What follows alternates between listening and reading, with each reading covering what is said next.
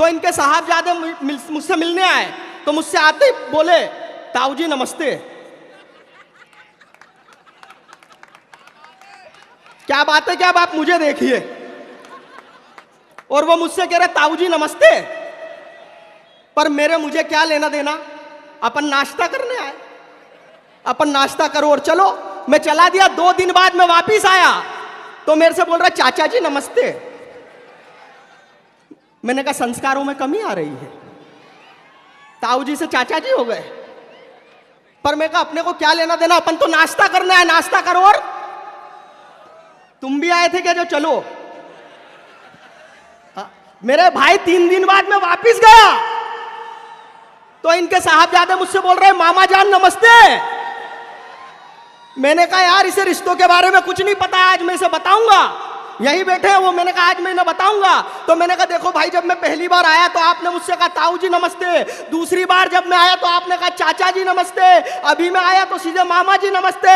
आपको रिश्तों के बारे में कुछ नहीं पता है, मैं बताता हूं। वो बोला आप रहने दो, मैं पूर्णा का हूं, मैं ही बताता हूं। मैंने कहा फिर बताओ। बोले जब आप पहली बार आए तो अब्बा जान बोले चेतन चर्चित जी आए हैं, मुझे लगा आप उम्र में बड़े होंगे इसलिए मैंने ताऊ जी नमस्ते कहा। दूसरी बार जब आप आए तो बोले चेतन चर्चित आया है, तो मुझे लगा आप उम्र में छोटे हैं इसलिए मैंने चाचा जी नमस्ते कहा। अभी जब आप आए तो वो बोले, वो साला फिर आ गया।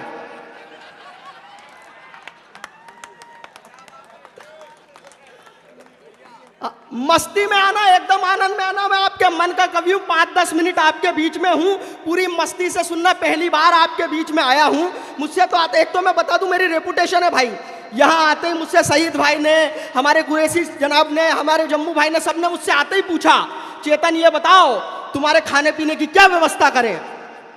मैंने कहा भाई साहब खाना छोड़िए, आप तो पीने की करिए। तो उन्होंने मुझे ऊपर से नीचे तक देखा, बोले तू खुद तो पौवे जैसा है, तेरी क्या पीने की व्यवस्था करें। मैंने 2 पंक्तियों में जवाब दिया, मुझे आगे से लेके पीछे तक, दाएं से लेके बाएं तक पूरी मस्ती चाहिए एक एक व्यक्ति की। बोले तू खुद तो पौवे जैसा, तेरी क्या पीने की व्यवस्था करें। मैंने कहा भाई साहब अपनी बातों को मैं ऐसे सजा लेता हूं तो पौवा मगर बोतल का मजा देता हूं। क्या बात है, क्या बात है। अभी भी मुझे मजा नहीं आया, जरा मुझे मजा दे देना। बोले पता क्या मंगाए, मैंने जो मंगा लिया हो, मेरा कॉन्फिडेंस अगर आप लोग समझ जाए तो मुझे एक एक व्यक्ति का ठहाका, तालियां, पूरी मस्ती एक साथ चाहिए। बोले पता क्या मंगाए, मैंने कहा जी मंगाइए Aristocrat, Bagpiper, Contessa, Double Dog, Fun Drop, Line Drop, Elephant, Godfather, Imperial Blue, Johnnie Walker, Kingfisher, McDonald, Old Monk, Peter Scot, Teacher Scot, Royal Signature, Red Signal, Triple X, हैंकी जिंगा।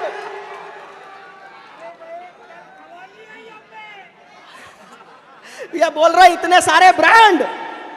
मैं कह रहा भाईजान ये तो ब्रांड है, अगर वैरायटी बताऊं तो वाइन, विस्की, बियर, रम, जीन, वोडका, ताड़ी, इसको शैंपेन, काजू कनी, ठर्रा, ब्रांडी, कुलरिया, मौड़िया, ठाटिया, राटिया। आप पर जैसे आप बोल रहे हो मुझे लग रहा आप देसी वाले हो।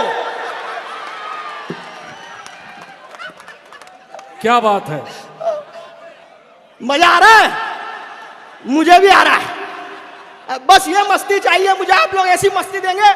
मैं सच बता रहा हूं, मैं बचपन से बहुत समझदार रहा। मैं तो हिंदी का कवि हूं, लेकिन वाकई में आप लोगों के बीच में मैं एक बात कहते हुए मुझे कोई गुरेज नहीं है कि आज भी उर्दू मुशायरों में तहजीब और अदब जिंदा है साहब, आप लोगों की वजह से।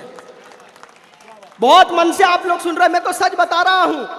मैं बचपन से ही बहुत समझदार रहा। हमारे तो मास्टर जी वो निबंध लिखने को देते थे, हिंदी में निबंध लिखने को, हिंदी सब जान रहे हैं, हिंदी में निबंध लिखने को देते थे। वो दिवाली पे निबंध लिखो, इस पे निबंध लिखो। वो निबंध लिखने को दिया उन्होंने, दिवाली पे निबंध लिखो। तो मैंने निबंध लिखा, मेरी समझदारी देखना और मस्ती में आना। मैंने निबंध लिखा, दिवाली हमारा प्रमुख त्योहार है, दिवाली हमारा प्रमुख त्योहार है। इस दिन हम दिए जलाते हैं, पटाखे फोड़ते हैं, लेकिन कुछ लोग इस दिन जुआ खेलते हैं। जुआ खेलना अच्छी बात नहीं है, हमें जुआ नहीं खेलना चाहिए। मैंने कॉपी जमा कर दी। मास्टर जी को मेरी बात बहुत बढ़िया लगी, क्या बढ़िया कहा, जुआ नहीं खेलना चाहिए। 10 में से 10 नंबर दिए मुझे। क्या बात है नहीं भाई साहब, अगले महीने फिर आ गया, इस बार निबंध बदल दिया, बोले होली पे लिखो। मैंने फिर लिख दिया होली हमारा प्रमुख त्योहार है। इस दिन हम पुराने कपड़े पहनते हैं, रंग लगा करके रंगों का त्योहार मनाते हैं। लेकिन कुछ लोग इस दिन भी जुआ खेलते हैं। जुआ खेलना अच्छी बात नहीं है, हमें जुआ नहीं खेलना चाहिए। मैंने कॉपी फिर जमा कर दी, मास्टर जी को मेरी बात फिर बढ़िया लगी, उन्होंने फिर 10 में से 10 नंबर दिए। लेकिन वो मेरी ट्रिक समझ गए कि हर बार जुआ फंसा के 10 में से 10 ले जाता है। अगले महीने के टेस्ट में उन्होंने तय करा के देखता हूं कैसे जुआ फंसाता। उन्होंने निबंध लिखने को दिया, बोला पेड़ पे लिख। मैंने फिर अपना दिमाग लगाया, मैंने लिखा पर्यावरण की सुरक्षा के लिए पेड़ लगाना बेहद जरूरी है। पेड़ कार्बन डाइऑक्साइड लेकर के ऑक्सीजन छोड़ती है। लेकिन कुछ लोग गलत बात, गलत बात भाई साहब, पेड़ के नीचे बैठ के नहीं, ये पूर्णा वाले समझदार लोग हैं। ये पहले पेड़ काटते हैं, उसकी टेबल कुर्सी बनवाते हैं, फिर उसके ऊपर बैठ के क्या बात है, क्या बात है, नहीं जोरदार ताली बजाते हैं। वाह वाह वाह, मेरे तो बड़े लोग बढ़िया बढ़िया। मेरे बड़े लोग मुझसे पूछते हैं चेतन क्या आवश्यकता है ये देश भर में जा जा करके कविताएं सुनाने की, मुशायरों में जा जा करके कविताएं सुनाने की, लोगों को हंसाने की, ठहाके लगाने की। मैं एक बात बड़े मन से कहना चाहता हूं साहब, इस महफिल में मैं हास्य का कहकहा जरूर हूं, लेकिन मेरा यह मानना है कि कोई भी फनकार दर्द की दरगाह का दरवेश जरूर होता है। होशमंदी की तहों में बदहवासी देख ले। अगर कुछ शायरी हो जाए, आपका बेटा, अगर आपका अपना बच्चा अगर कुछ अच्छा कह जाए तो आपकी दुआओं से नवाजना मुझे। होशमंदी की तहों में बदहवासी देख ले, तू मेरे मुस्कान के अंदर उदासी देख ले। क्या बात है, क्या बात है। भरपूर दुआएं चाहिए मुझे एक एक व्यक्ति के। होश मंदी की तहों में बदहवासी देख ले, तू मेरे मुस्कान के अंदर उदासी देख ले। एक जर्रा हूं मगर जर्रे की भी औकात है। बेशक एक एक व्यक्ति की दुआएं मांगता हूं कि एक जर्रा हूं मगर जर्रे की भी औकात है। डालकर नजरे इनायत एक जरा सी देख ले। क्या बात है, क्या बात, नजरे इनायत, वाह वाह। आप लोगों का मन मिले, पूछते हैं मुझसे चेतन क्या आवश्यकता है छोटी सी उम्र में यात्रा करने की, तो मैंने कहा कि सब्र के बांध का कड़ा होना पड़ा। बड़े लोग बैठे हैं, हासिम फिरोजाबादी जैसा बड़ा शायर बैठा हुआ है, जिनके बैठने से हम जैसे नए लोग अपने आप को मजबूत महसूस करते हैं साहब। इसलिए भी एक बात कहना चाहता हूं, हक है, हक है। आपको गर्व होना चाहिए अपने शायर पर, अपने महबूब शायर पर, इस बात के लिए कि कभी मुझे तो ध्यान है वो घटना फिरोजाबाद में कुछ बच्चियों को जरूरत लगी, कुछ बदमाश कुछ घटनाएं ऐसी कर रहे थे, तो हासिम भाई अड़ गए और उनसे लड़ गए, जिसके बदले उन पर तेजाब फेंका गया, लेकिन वो फिर भी नहीं रुके। ऐसा आपका अपना महबूब शायर है। जरा एक बार हासिम फिरोजाबादी के लिए जोरदार तालियां बजाइए। मैंने कभी कहा कि सब्र के बांध का कड़ा होना पड़ा, सब्र के बांध का कड़ा होना पड़ा, जिम्मेदारी ली और खड़ा होना पड़ा। सब्र के बांध का कड़ा होना पड़ा। मेरे भाई जागिएगा वापिस से कि सब्र के बांध का कड़ा होना पड़ा, जिम्मेदारी ली और खड़ा होना पड़ा। मजबूरियों ने ऐसे मोड़ पर ला दिया कि वक्त से पहले मुझे बड़ा होना पड़ा। वक्त से पहले मुझे बड़ा होना पड़ा। वाह वाह वाह, क्या बढ़िया सुन रहे हैं आप लोग। आइए मस्ती में आना, आनंद में आना। मैं तो सच में आपके मन का कवि हूं। मेरे साथ में तो घटनाएं नहीं, दुर्घटनाएं होती है। मैं तो कॉलेज गए तो पीछे से एक आवाज आई, ये किसका बच्चा खो गया।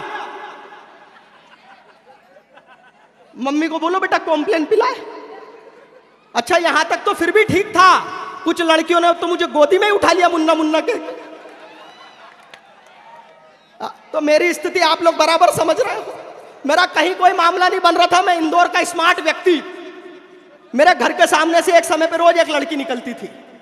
मैंने लव लेटर लिखा, दिल का पूरा हाल लिख डाला, इन कवियों की कविताएं लिख डाली, और ऐसे घड़ी मुड़ी करके घर के बाहर वो अपने समय पे आई, उठाई और चली गई। मैंने कहा बढ़िया, ये कोई जवाब देगी, लेकिन उसका कोई जवाब नहीं। 3-4 दिन तक ये बात चलती रही। मैं लिखता रहा, फेंकता रहा, वो आती रही, उठाती रही, ले जाती रही, लेकिन उसका कोई जवाब नहीं। तो मेरा दिमाग खराब।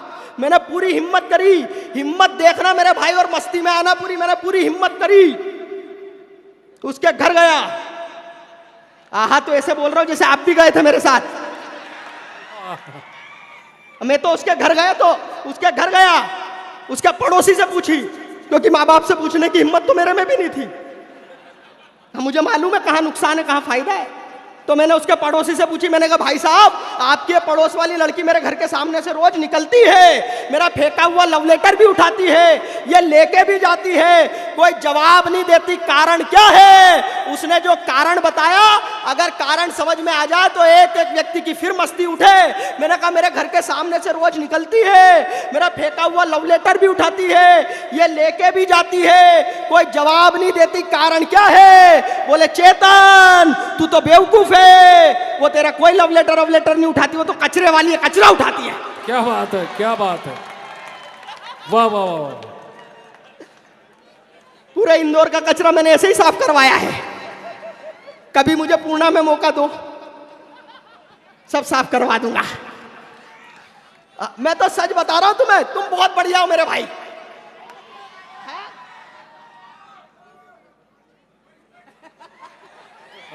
मेरे भाई, अच्छा तुम भी कचरा उठाने साथ चलोगे? ऐसी हरकतें मत कर यार, क्योंकि फिर वो गाना बजाना पड़ेगा, गाड़ी वाला आया घर से। और मेरे को गाड़ी चलाना नहीं आती क्योंकि मेरे पैर नहीं पहुंचते, मेरी दिक्कत ये है। मैं तो सच बता रहा हूं आपको, गाड़ी से मुझे याद आया, वो मामला मेरा वहीं खत्म हो गया, एक बार फिर बन गया। तो मैं अपनी प्रेमिका के साथ में, अपनी गर्लफ्रेंड के साथ में गाड़ी में, बस में सफर कर रहा था। तो मैं खिड़की वाली साइड बैठा, वो बगल में बैठी। वो कंडक्टर आया, बोले ticket ticket ticket madam ticket. उसने पैसे निकाले, बोले दोनों की दे दो। उस कंडक्टर ने उसकी तो फुल टिकट दी।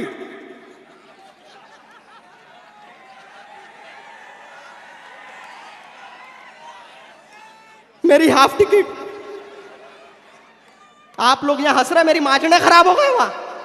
अच्छा हाफ टिकट तक तो फिर भी ठीक था, कमबख्त जाते जाते ये अलग बोल के गया कि बहन जी हाफ टिकट पे पूरी सीट नहीं मिलती, अपने बच्चे को गोदी में बिठाइए।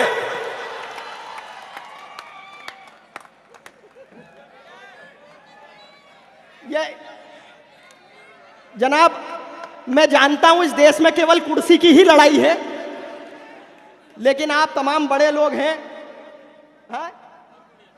मेरे को तो मालूम है, मैं तो बढ़िया ही कर रहा हूं। मैं एक बार भाई साहब के लिए भी, जनाब के लिए भी तालियां बजाइए। इस मुशायरे को इतने वर्षों से करवाते रहे हैं। मेरे से तो आते ही इन्होंने एक बात पूछी, आते ही पूछी कि चेतन भाई मैंने आपको बहुत पहले YouTube पे देखा था, तब भी ऐसे ही थे दुबले पतले, अब भी ऐसे ही हो, राज बताओ। मैंने कहा राज छोड़ो, मैं आपका वजन कम करवाने का तरीका बता सकता हूं। बोले बताओ। मैं तरीका बता रहा हूं, मस्ती में आना आप भी पूरी। बोले अच्छा। मैंने कहा आपका वजन मान लो धरती पे 100 किलो है, चांद पे 36 किलो रह जाएगा, मंगल ग्रह पे जाओगे तो 16 किलो रह जाएगा।